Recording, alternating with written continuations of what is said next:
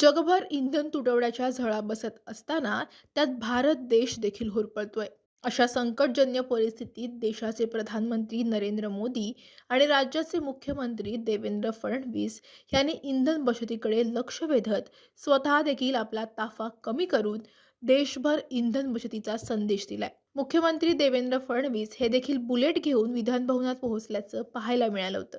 त्याचप्रमाणे मुख्यमंत्र्यांनी महाराष्ट्र राज्यात शासकीय बैठका ऑनलाईन पद्धतीने घ्याव्यात, उद्घाटन समारंभ आणि इतर कार्यक्रम टाळावेत असं आवाहन केलं होतं.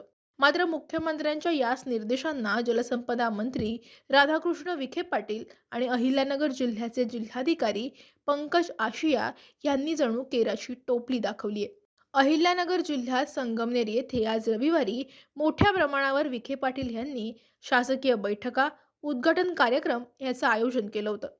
सकाळपासून विखे पाटील यांच्या संगमनेर तालुक्यात बैठका, उद्घाटन, भूमिपूजन अशा विविध कार्यक्रमांचं आयोजन करण्यात आले. संगमनेरच्या आमदारांसह जिल्हाधिकारी आणि विविध विभागाचे अधिकारी विखे पाटलांसोबत हा दौरा करतात. त्यामुळे सरकारमधील मंत्र्यांकडूनच मुख्यमंत्र्यांच्या आदेशाचं उल्लंघन होत असल्याची चर्चा रंगली आहे. 2 दिवसांपूर्वी अहिल्यानगर येथील जिल्हाधिकारी कार्यालयात जिल्हा नियोजन समितीची बैठक पार पडली.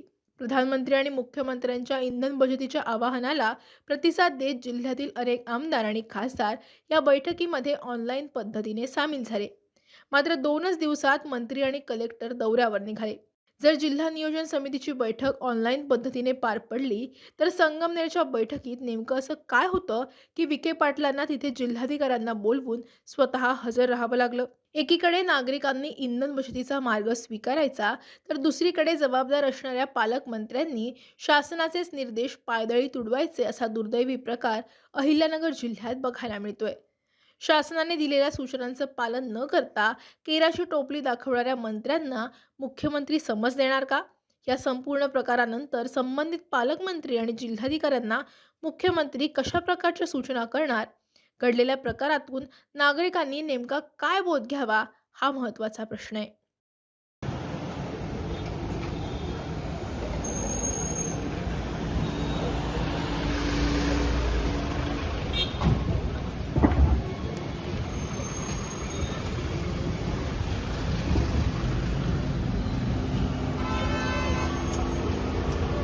चलो